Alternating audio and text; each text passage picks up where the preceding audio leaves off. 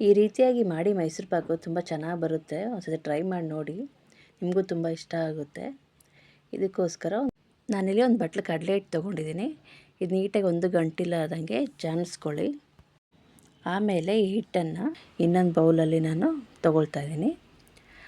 ಇದಕ್ಕೆ ಸರಿಯಾಗೋಷ್ಟು 4 ಸ್ಪೂನಷ್ಟು ಮೈದಾ ಹಾಕ್ಕೊಳ್ತಾ ಇದ್ದೀನಿ. ನೀವು ಅಡುಗೆ ಎಣ್ಣೆ ಯಾವ್ದು ಯೂಸ್ ಮಾಡ್ತಿರಲ್ಲ ಹಸಿ ಎಣ್ಣೆನೇ ಹಾಕ್ಕೊಂಡು ನೀಟಾಗಿ ಮಿಕ್ಸ್ ಮಾಡ್ಕೊಳ್ಳಿ. ಎಷ್ಟು ಬೇಕೋ ಅಷ್ಟು ಎಣ್ಣೆ ಹಾಕ್ಕೊಂಡು ಮಿಕ್ಸ್ ಮಾಡಿಕೊಂಡು ಎತ್ತಿಟ್ಕೊಂಬಿಡಿ.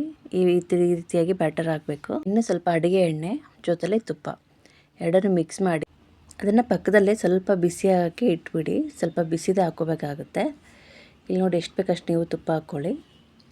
ಹಾಕ್ಕೊಂಡು ಪಕ್ಕದಲ್ಲಿ ಎತ್ತಿಟ್ಕೊಂಬಿಡಿ. ಅದನ್ನು ಸ್ವಲ್ಪ ಗ್ಯಾಸ್ ಆನ್ ಮಾಡಿ ಸಿಮ್ಮಲ್ಲಿ ಇಟ್ಕೊಂಡು ಸ್ವಲ್ಪ ಬಿಸಿ ಮಾಡಿ. ನಾನು ಇವಾಗ ಎಷ್ಟು ಕಡಲೆ ಹಿಟ್ಟು ತೊಗೊಂಡಿದ್ನಲ್ಲ ಅದಕ್ಕಿಂತ ಸ್ವಲ್ಪ ಸಕ್ಕರೆ ಯೂಸ್ ಮಾಡ್ತಾಯಿದ್ದೀನಿ. ನೀವು ಬೇಕಾದ್ರೆ ಒಂದು ಫುಲ್ ಒಂದಕ್ಕೊಂದು ಸರಿಯಾಗಿ ಹಾಕ್ಕೋಬೋದು. ಸ್ವಲ್ಪ ನೀರು ಹಾಕ್ಕೊಂಡು ಒಂದು ಎಳೆ ಪಾಕ ಬಂದರೆ ಸಾಕು. ಒಂದು ಎಳೆ ಪಾಕ ಬಂದ ತಕ್ಷಣ ನಾವು ಕಲಿಸ್ಕೊಂಡಿದ್ದಂಥ ಕಡಲೆ ಹಿಟ್ಟನ್ನ ಅದರೊಳಗೆ ಹಾಕ್ಕೊಂಡು ಚೆನ್ನಾಗಿ ಮಿಕ್ಸ್ ಮಾಡಬೇಕು. ಕೈ ಬಿಡಲೇಬೇಡಿ, ಮಿಕ್ಸ್ ಮಾಡ್ತಾನೇ ಇರಿ. ಯಾಕಂದರೆ ಇಲ್ಲಾಂತ ತಳ ಹಟ್ಬಿಡುತ್ತೆ, ಕಡಲೆ ಹಿಟ್ಟಲ್ವಾ. ಹಾಗಾಗಿ ಇದನ್ನು ಮಿಕ್ಸ್ ಮಾಡ್ತಾನೇ ಇರಬೇಕು. ಈ ಥರ ಡ್ರೈ ಆಗಿದೆ ಅಂದ ತಕ್ಷಣ ನಾವು ಪಕ್ಕದಲ್ಲಿ ತುಪ್ಪ ಎಣ್ಣೆ ಬಿಸಿಗೆ ಇಟ್ಕೊಂಡಿದ್ವಲ್ಲ ಅದು ಸ್ವಲ್ಪನೇ ಹಾಕ್ಕೊಳ್ತಾ ಮಿಕ್ಸ್ ಮಾಡ್ಕೊಳ್ತಾ ಹೋಗ್ತಾ ಇರಬೇಕು. ಆವಾಗವಾಗ 1 ನಿಮಿಷಕ್ಕೆ 2 ನಿಮಿಷಕ್ಕೆ ಒಂದು ಸತಿ ಅದನ್ನು ಎಣ್ಣೆ ತುಪ್ಪ ಹಾಕ್ಕೊಂಡು ಈ ರೀತಿ ಮಿಕ್ಸ್ ಮಾಡ್ತಾನೇ ಇರಬೇಕು. ಕೈ ಬಿಡಬೇಡಿ.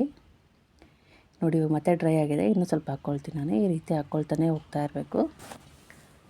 ಅದು ಯಾವಾಗ ಲಾಸ್ಟ್ವರೆಗೂ ನಮ್ಗೆ ಅಬ್ಸರ್ವ್ ಮಾಡೋದು ಬಿಡುತ್ತಲ್ಲ, ಲಾಸ್ಟಲ್ಲಿ ತುಪ್ಪ ಎಣ್ಣೆ ಸೈಡಿಗೆಲ್ಲ ಬರುತ್ತೆ ನೋಡಿ, ಅವಾಗ ಆಗಿದೆ ಅಂತ. ಇದೆಷ್ಟು ಅಬ್ಸರ್ವ್ ಮಾಡುತ್ತೋ ಅಷ್ಟು ಎಣ್ಣೆ ತುಪ್ಪ ಹಾಕ್ಕೊಳ್ತಾ ಹೋಗಬೇಕು. ಹೀಗೆ ಈ ರೀತಿಯೇ ಲೇಯರಾಗಿ ಹಾಕ್ಕೊಳ್ತಾನೆ ಮಿಕ್ಸ್ ಮಾಡ್ತಾನೇ ಇರಬೇಕು, ಕೈ ಬಿಡಬಾರ್ದು. ಸ್ವಲ್ಪ ಇವಾಗ ನಾನು ಹಾರ್ಲಿಕ್ಸ್ ಪೌಡರ್ ಹಾಕ್ಕೊಳ್ತೀನಿ. ಇದು ಹಾಕ್ಕೊಳೋದ್ರಿಂದ ಫ್ಲೇವರ್ ಚೆನ್ನಾಗಿರುತ್ತೆ. ಅದು ಕಡಲೆ ಹಿಟ್ಟಿಂದು ಸ್ಮೆಲ್ ಬರೋದಿಲ್ಲ, ಚೆನ್ನಾಗಿರುತ್ತೆ ಟೇಸ್ಟು. ನೋಡಿ ಇವಾಗ ಸ್ವಲ್ಪ ಇಲಾಚಿ ಪೌಡರ್ ಹಾಕ್ಕೊಳ್ತಾ ಇದ್ದೀನಿ. ಇದಂತೂ ಕೈ ಬಿಡಲೇಬಾರ್ದು, ಮಿಕ್ಸ್ ಮಾಡ್ತಾನೇ ಇರಬೇಕು. ನೋಡಿ ಇನ್ನೂ ಸ್ವಲ್ಪ ಬೇಕಾಗುತ್ತೆ ಇದಕ್ಕೆ. ಇವಾಗ ಅಷ್ಟು ಹಾಕ್ಕೊಳ್ತಾ ಇದ್ದೀನಿ ನಾನು ತುಪ್ಪ ಎಣ್ಣೆ. ಇದಾದಮೇಲೂ ನನಗೆ ಇನ್ನೂ ಸ್ವಲ್ಪ ಬೇಕಾಯಿತು, ಇನ್ನೂ ಸ್ವಲ್ಪ ತುಪ್ಪ ಹಾಕ್ಕೊಂಡಿದ್ದೀನಿ ನಾನು. ಎಲ್ಲ ನೀಟಾಗೆಲ್ಲ ಮಿಕ್ಸ್ ಮಾಡ್ಕೊಳ್ತಾ ಇದ್ದೀನಿ ನೋಡಿ. ಇದೇ ರೀತಿ ಮಿಕ್ಸ್ ಮಾಡ್ಕೊಳ್ತಾನೆ ಇರಬೇಕು. ನನಗೆ ಈ ರೀತಿ ಮಿಕ್ಸ್ ಮಾಡ್ಕೊಂಡು ಒಂದು ಅರ್ಧ ಗಂಟೆ ಬೇಕಾಯಿತು ಇದೆಲ್ಲ ರೆಡಿ ಆಗೋದಕ್ಕೆ. ಇವಾಗ ಇದೆಲ್ಲ ಆಗಿದೆ ನೋಡಿ. ಇವಾಗ ಇಮ್ಮಿಡಿಯೇಟ್ಲಾಗಿ ನಾನು ಒಂದು ಪ್ಲೇಟಲ್ಲಿ ಎಣ್ಣೆ ಹಚ್ಚಿಟ್ಕೊಂಡಿದ್ದೆ, ಅದನ್ನು ಒಂದು ಪ್ಲೇಟಿಗೆ ಶಿಫ್ಟ್ ಮಾಡ್ಕೊಳ್ತಾ ಇದ್ದೀನಿ. ಕೇಕ್ ಮೌಲ್ಡ್ ಇದ್ದರೆ ಹಾಕ್ಕೋಬೋದು. ನಂಗೆ ಸಿಗಲಿಲ್ಲ ಅದು ಮೌಲ್ಡ್, ಅದಕ್ಕೆ ಹಾಗಾಗಿ ನಾನು ಪ್ಲೇಟಲ್ಲಿ ಹಾಕ್ಕೊಳ್ತಾ ಇದ್ದೀನಿ. ಹಾಕ್ಕೊಂಡು ಕೇಕ್ ಮೌಲ್ಡಲ್ಲಾದರೆ ಸ್ವಲ್ಪ ಉದ್ದ ಬರುತ್ತೆ ಮೈಸೂರು ಪಾಕು. ಇದು ಪ್ಲೇಟ್ ಆಗಿರೋದ್ರಿಂದ ಸ್ವಲ್ಪ ತೆಳುವಾಗಿ ಬಂದಿದೆ ಮೈಸೂರು ಪಾಕು. ಅದರಲ್ಲಾದರೆ ಉದ್ದ ಬಂದುಬಿಟ್ಟು ಕಲರ್ ಮಧ್ಯದಲ್ಲಿ ಕಲರ್ ಶೇಡ್ ಬರುತ್ತೆ. ಒಂದು 10 ನಿಮಿಷ ಬಿಟ್ಕೊಂಡು ಸ್ವಲ್ಪ ಹಿಂಗೆ ಚಾಕುದಲ್ಲಿ ನಾವು ಮಾರ್ಕ್ ಮಾಡಿಕೊಂಡ್ರೆ ಸಾಕು. ಈಗ ಮಾರ್ಕ್ ಮಾಡ್ಕೊಂಡ್ಮೇಲೆ ಒಂದು 2 ಅವರ್ಸ್ ಬಿಟ್ಬಿಡೋಣ. ಫುಲ್ ತಣ್ಣಗಾಗಬೇಕಿದು. ಇವಾಗ ನೋಡಿ 2 ಗಂಟೆ ಆಗಿದೆ, ಫುಲ್ ತಣ್ಣಗೂ ಆಗಿಬಿಟ್ಟಿದೆ. ನಾನು ಇದನ್ನು ಇನ್ನೊಂದು ಪ್ಲೇಟಲ್ಲಿ ಶಿಫ್ಟ್ ಮಾಡ್ಕೊಳ್ತೀನಿ. ಎಷ್ಟು ಸಾಫ್ಟಾಗಿ ಬಂದಿದೆ ಅಂದರೆ ಇವಾಗ ನೋಡಿ, ನಾನು ಇನ್ನೂ ಎತ್ತೋಗೋದಕ್ಕಿಂತ ಮುಂಚೆನೇ ಕಟ್ ಆಗ್ತಾಯಿದೆ, ಅಷ್ಟು ಸಾಫ್ಟಾಗಿ ಬಂದಿದೆ ಮೈಸೂರು ಪಾಕು. ತುಂಬ ಚೆನ್ನಾಗಿ ಬಂದಿದೆ.